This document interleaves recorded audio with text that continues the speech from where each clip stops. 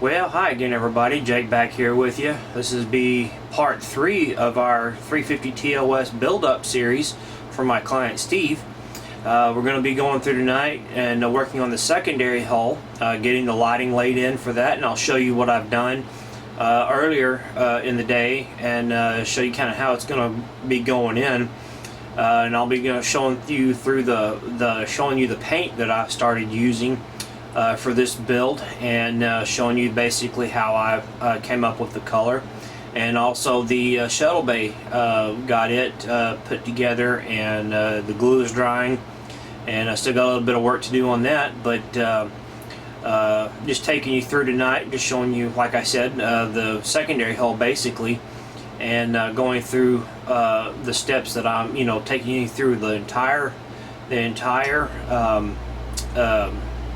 video tonight of step by step of what I've done. I've already started laying in the glass on some of the in the secondary hull, and I got it light blocked, and I'll take you through and talk to you about that here. So we'll get you swung over to the bench and get set up for that, guys. So we'll be right back. Okay guys, we're back set up on the bench now, and this is the paint that I'm using. This is a pint of the Verde Librio, basically the green vintage. This is for Fiat, and this is an automotive paint. This is basically an automotive enamel, and got this fairly inexpensive. It's a lot cheaper than the acrylic urethane that Boyd Crompton uses. It's just as good though.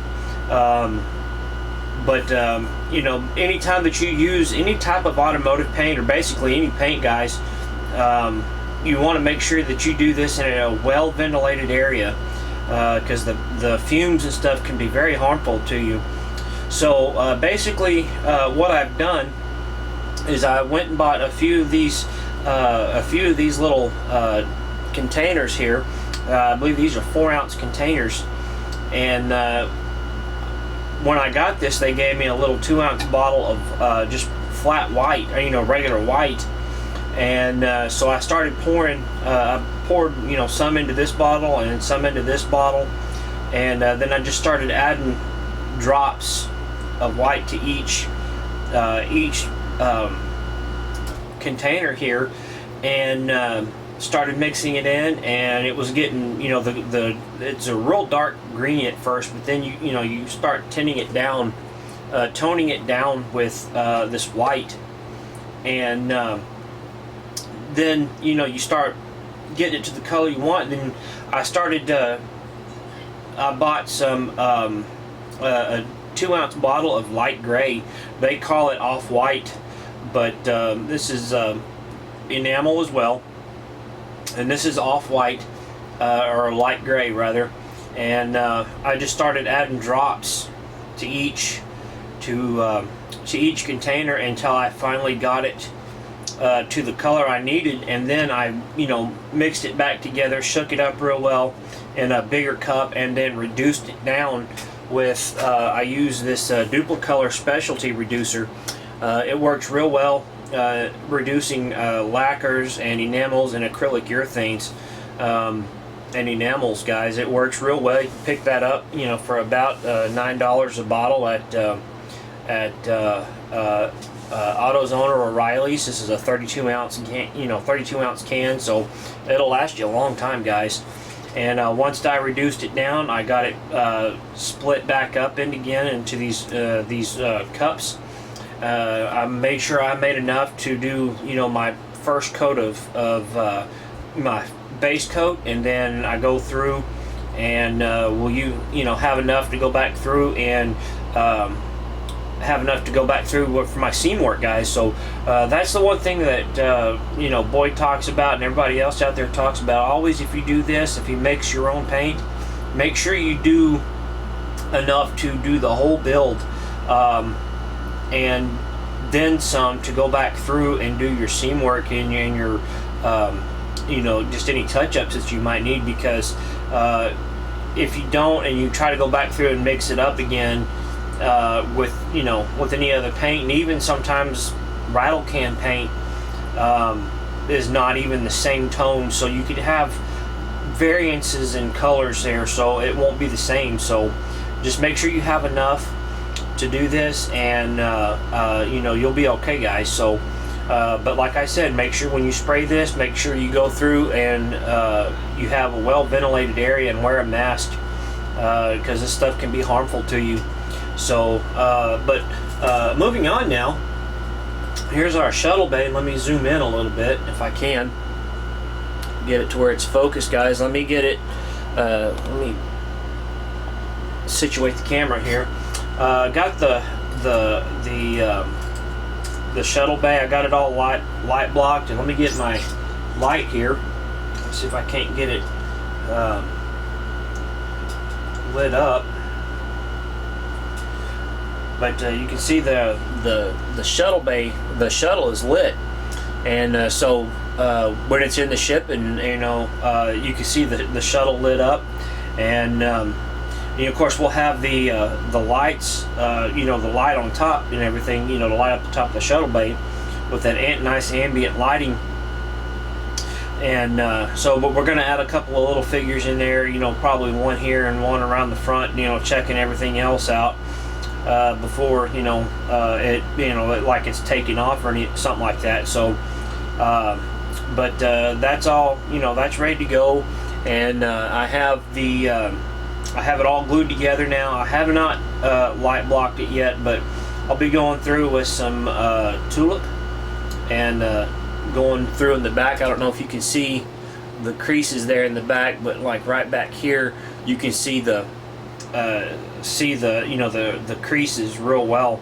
So you don't, you know, we'll go back through and light block that once this dries. So, but moving on now to the sidewall, you know, the secondary hull.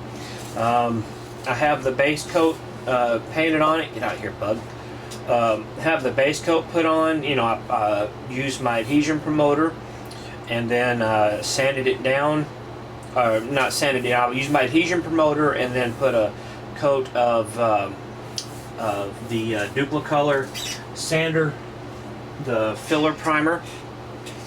Oops, guys, let me back out here. I didn't realize I was not in shot there, but the automotive primer, this works real well.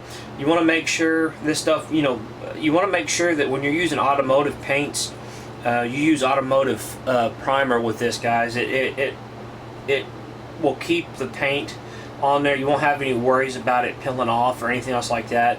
But this is a sander filler primer, and it goes on real smooth, guys. And so what I did is I put a couple of coats on, you know, put a coat on real light, let it dry, put another coat on, and then I went back through with some 400 and then up to 610 and then to 800 grit sandpaper and got it sanded out smooth.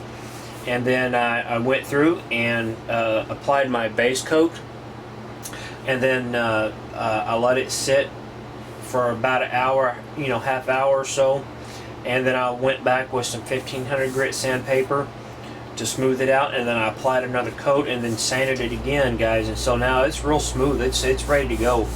So now what we have here is I went on ahead and did this side today, and the round 2 kit, lighting kit that comes with this, you know, the light, you know, everything that comes, the lighting kit that comes for this kit comes with a length of LED strip tape. I believe this is the double density strip tape, and it's in warm white, so it's not, you know, that bright light that goes through and like they had set up on the TV series, because it wasn't real bright. It was very toned down.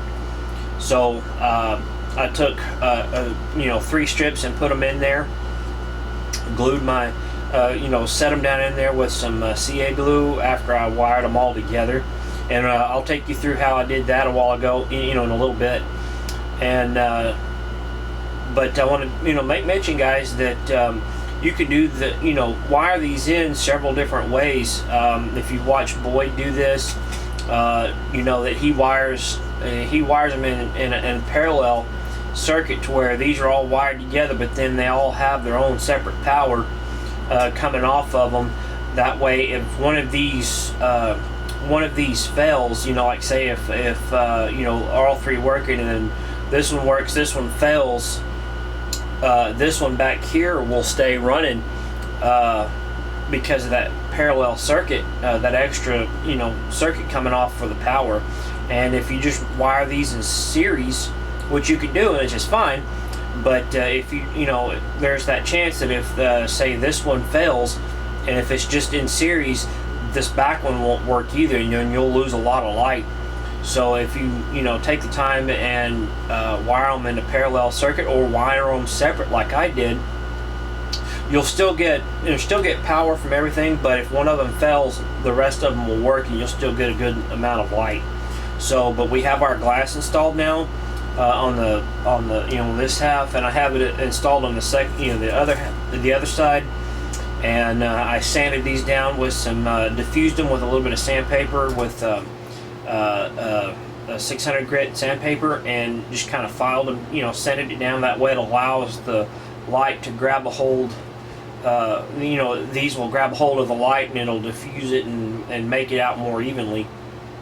And then I have these windows here. There's, you know, those window groupings there that are blacked out on the filming model.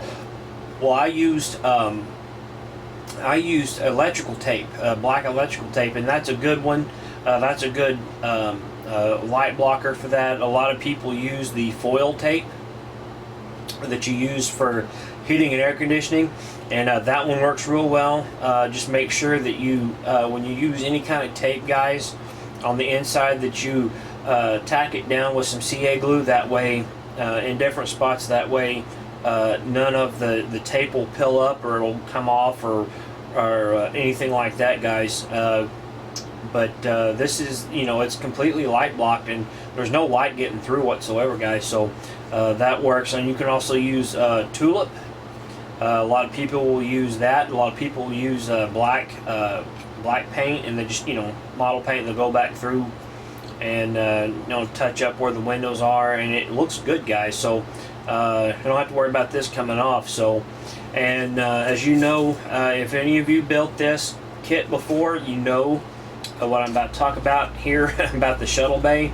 I haven't put my glass in here yet, guys, because I'm going to test fit the shuttle bay in before I put my glass to let me know if I'm going to have to shave off some more, because you know that this is a real tight fit, and if you don't, with the LEDs and everything on the shuttle bay, it just leaves a you know, a big gap, you know, a 16th, you know, it will leave like a 16th of an inch gap in the back. So you have to pretty much sand all this stuff off in the back and you know, shave it down real well. And what I did is I used my air tool with the knurling tip on it, and just got in there and, you know, ran it down real good and took that down. And I may still have to go back through there some more. So, but I'll know a little bit more about that when I get, you know, when I get the shuttle bay ready to go, you know, put in there and test fit it for that. So, but that's one extra step, guys, that you can do, because if not, you're going to have a real bad gap and you're going to have to do a lot of extra putty work for that. So, but all right, guys. Well, what I'm going to do now is get my stuff set up here for the secondary, you know, the other secondary hole, the other side of the secondary hole rather, and get set up for that. I have my, you know, I need to get my soldering iron on and ready to go, and so we'll come back here in just a few seconds, guys. So stay tuned. Okay, guys, we're back now.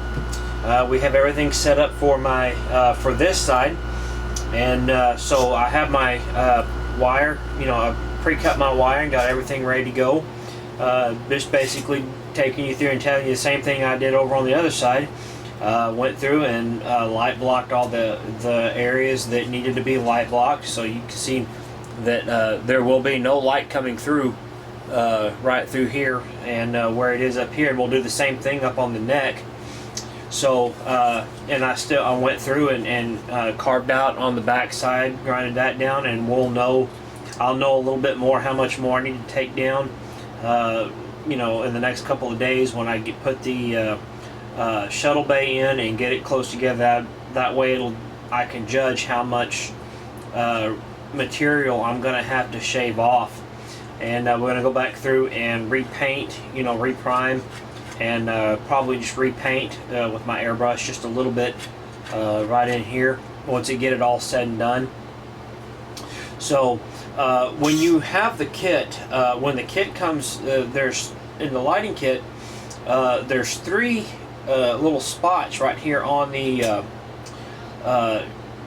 secondary hole, right here in the back, and then one here, and then one right there, right there in the front. So that's where we're going to be mounting our three little pieces of LED strip tape. And guys, make sure that when you do this, you have like all your positives on the one side all the way through, and then your negatives all the way through. Because if you I've always said that if you make sure, if you don't, it's gonna have problems. It can blow out a circuit or blow out the board or anything if you cross your wires. So make sure that you pay attention to where your positive and your negatives be, whether the positives be on top or the positives be on bottom.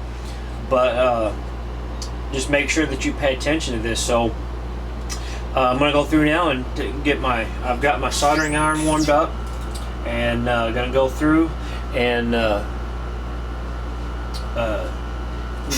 bring you in a little closer and take you through the step of putting the solder on the LED light strip. Now on this one, I have my positive on this side. I have my positive on this side and my negative on the lower side. So we're going to take my clean off. Always make sure you keep the tip of your soldering iron clean, and make sure you always tin the tip of your soldering iron. You see that little puff of smoke. Once you see that little puff of smoke, you're on there. So, and what I'll do is I'll go through and put just a little bit, touch it just like that. And I always add just a little bit on the back side, on the opposite side. That way, just in case something happens where you need to add in an extra LED or an extra light strip or something, it's there. You have it there. All right. Well, that one's done. We have one more to do, and I'm gonna put this in our helping hands and do the same thing.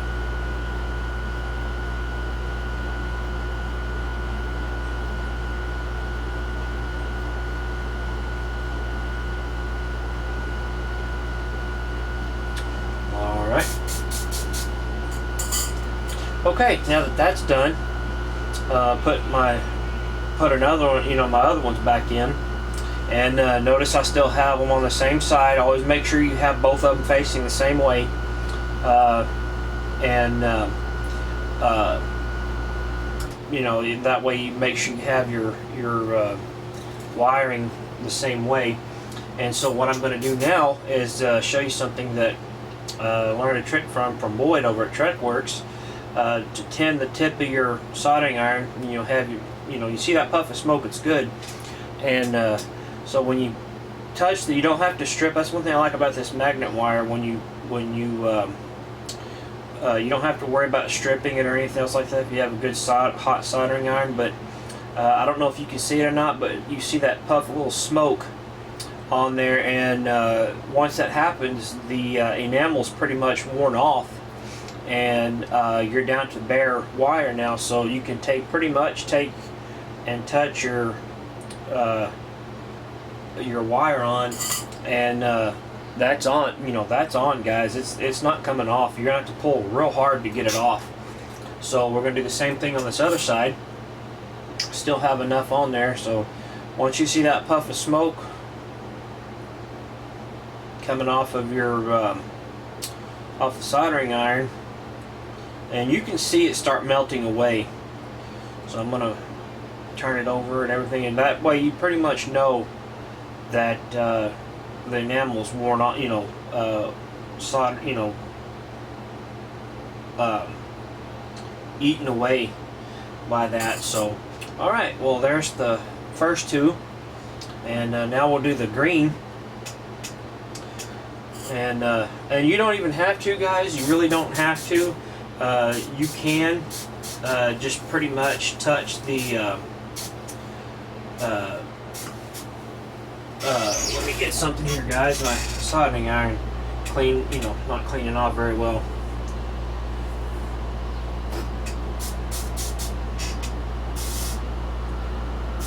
Well, sometimes they don't want to work well on you. So we're going to do the same thing, guys. So here we go.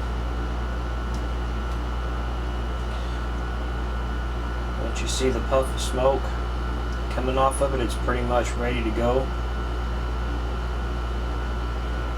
May not be able to see it very well, but alright, so we're ready to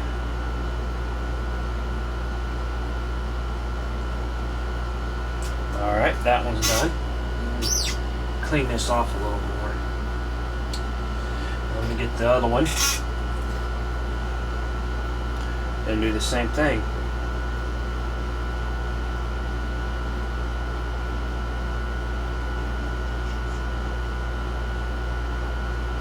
Alright, there's that little puff of smoke. So once you see that, you can pretty much just,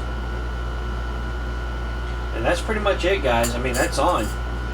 Sometimes you can get it, but I always pull on just a little bit, and those are there, guys. So we'll take those out and put our other one on. Make sure we have it in the right spot, and we'll tin the tip.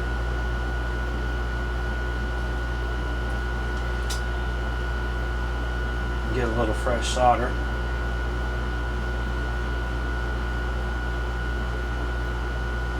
Alright, there's that puff of smoke. And there she is. She's down, guys. So see how easy that is? Like I said, also you can, with a hot soldering iron, you can just put this stuff on, especially with this enameled magnet wire.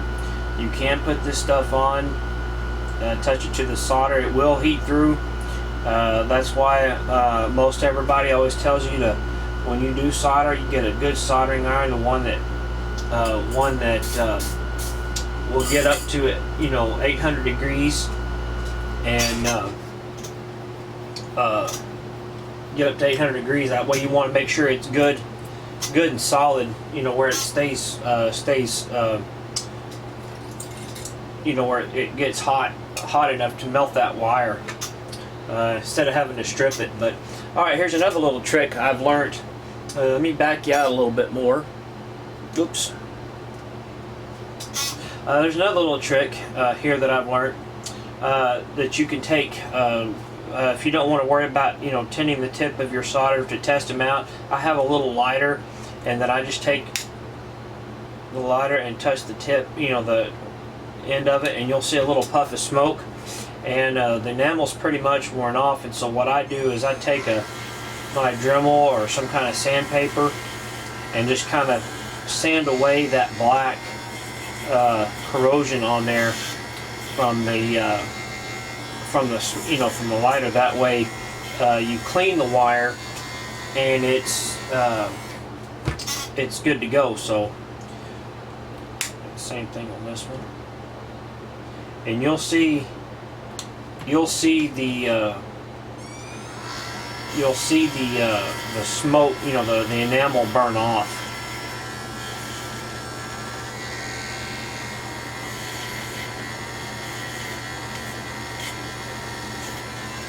Alright, we'll do this other one now. Get this out of the way.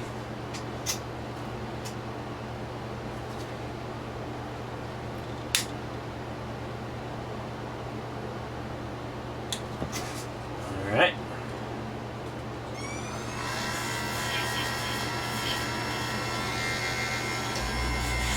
Like I said, you don't have to do this if you have a good enough soldering iron, but it's just a little extra step that I take,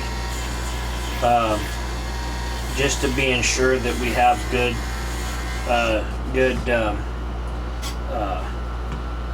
contact. All right, so what I'm gonna do now is take my power supply and test the wire. Make sure we have good, and you can see here we have power. So we'll do the same thing on those other two, and do the same thing. Yep, we have power there, and we'll do the last one here.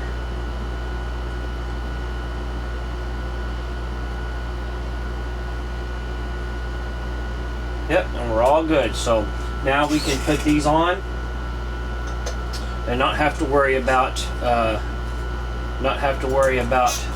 you know, anything else going wrong with them. And make sure that when you do this, you have all your wire facing the front. That way you don't have to worry about running it back through and you know, having to add a lot of extra wire. So we're going to start with the back here. I'm going to put this right about here. And on this one, guys, I tacked it down. I put the negative on top. So make sure that when you do this, you pay attention to which way you're putting them on. So, all right, well, there's that one. And then we'll go through here in just a second and get all the wire, get everything put down and tacked down and made to look real pretty. So, all right, there's that one, and that's pretty much going to be it, guys. Well, my fingers will work. I have fat fingers. Sometimes they don't want to come off.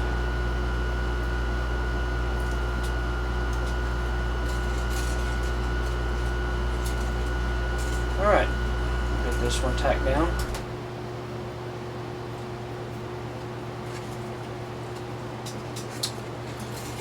Okay, well, there it is, guys. That's simple. And we'll go through here and tack these down real quick. And like I said, make sure that I have, you know, this good tack down to where it's not going to come off. And a little on each side.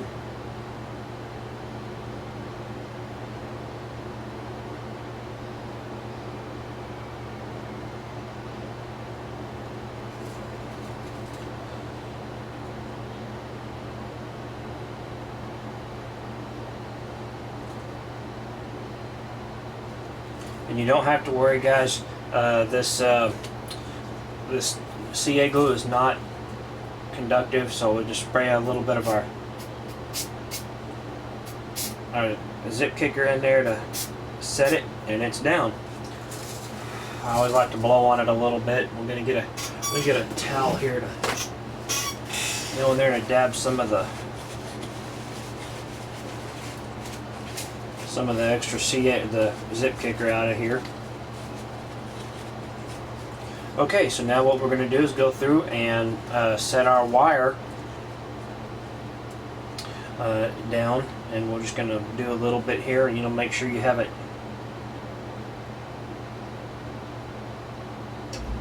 neatly pressed down in there.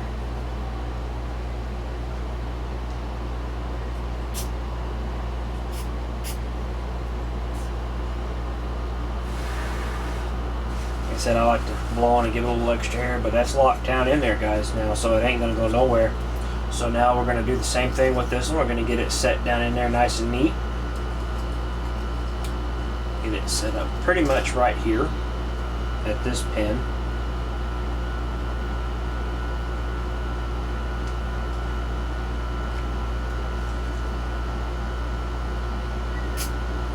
And you just need a little spritz there, guys. You don't need a whole lot to get this stuff locked down in there. Alright, so that's down. And then now we can just come up here. And I'm going to leave this off so that way we can, you know, have enough to wrap around in there. And because the board's going to sit right here. The board's going to sit right here. There's two slots. When you get it together, you're going to see where the board's going to set. So we're going to leave enough to you know, where it'll slide back and everything. We can get it tied into one of the wires for this. All right, I'm going to do the same thing with this one and mark the, you know, tie these two down right here, because we're pretty much going to have to be bending these backwards. So I'm going to make sure that these are setting down just perfect.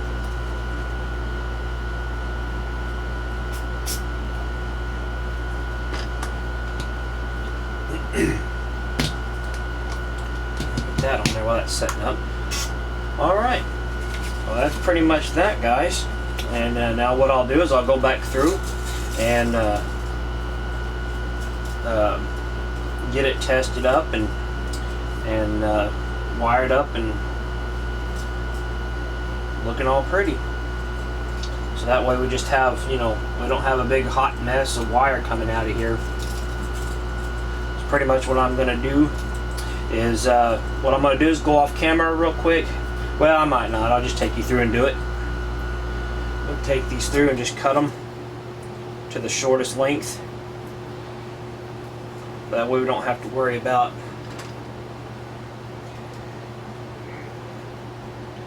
have to go back through and recut our wire, you know, clean our wire off. But that's all right. That won't take too very long.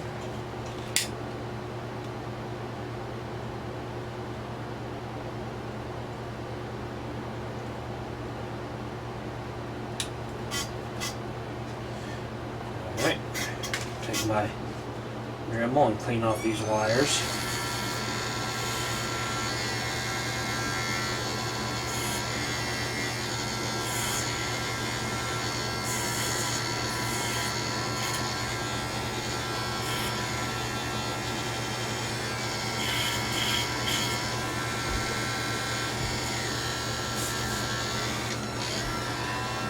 Set that down for a second.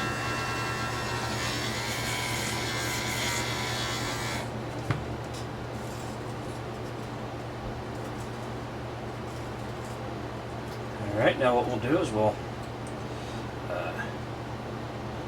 tie these together.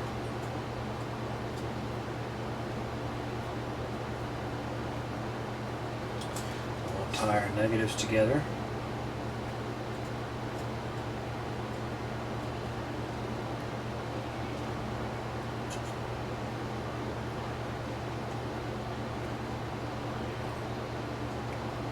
Alright, I'll get my helping hands in here and get ready to solder these up. This won't take just a few seconds and we can test out the power. And sorry guys about the squeaky chair. It needs to be oiled again. It's a cheap one you get from Harbor Freight, but it works real good. So I like to rub solder on this to make sure we get it all the way around. A little bit on that side. Alright, we're good on that one. And the same thing here.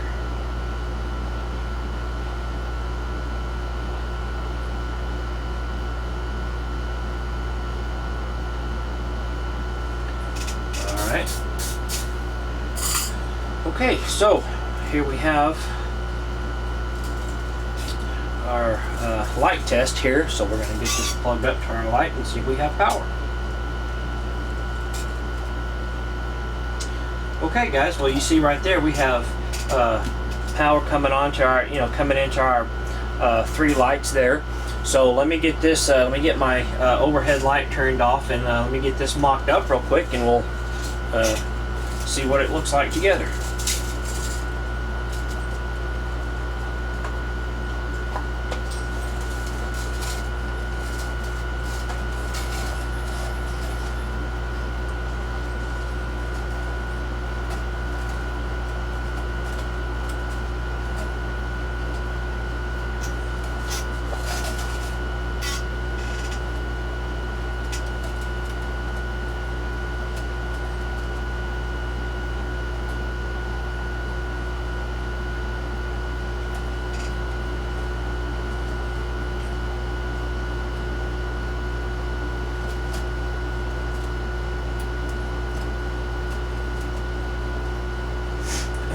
Well, these guys aren't wanting to go together. Got a mind of their own tonight. Okay, well, here we are. So let me see if I can't get you into shot there. But now you can see just real well. Let me get over into the shadow here, and you can see real well now how good this light comes through. Just real nice ambient lighting coming through. On the camera, it's a little brighter than what it is. You know, it's overexposing. I don't know why the cameras do that, but in person, it's got a real nice ambient lighting to it. Now back here, they're not. There's nothing back here yet. I'm gonna have to go and get a couple of some SMDs tomorrow and put back here to where we have lighting for this window grouping here. Now right here is that ion pod, so that'll be a separate LED. But once we get the shuttle bay in and set up to go, you know, set up in there to make sure, you know, see how much more material we're gonna have to take out. And we'll get that SMD put back there facing toward the back, and then get our glass put in. So, all right, guys. Well, that's pretty much it for this episode. So, hope you enjoyed it. You know, hope the information was useful for you. And part 4, we'll have the shuttle bay. Should have the shuttle bay installed and the neck and pylons ready to go. And I'll take you through and show you a little update, probably, you know, pretty much on the neck, and get it installed, and then we're, you know, ready to start running our wire down through for the pylons, and get them run for the nacelles and everything. So all right, guys, well, that's gonna be it for this one. We're gonna call it a wrap for the day, and go from there. And we'll see you for part 4, like I said, for the neck, and should have it assembled now by then to get everything, you know, the shuttle bay installed and together. So until then, guys, take care, be safe out there, and as they say out there in the community, everybody, happy modeling, everyone.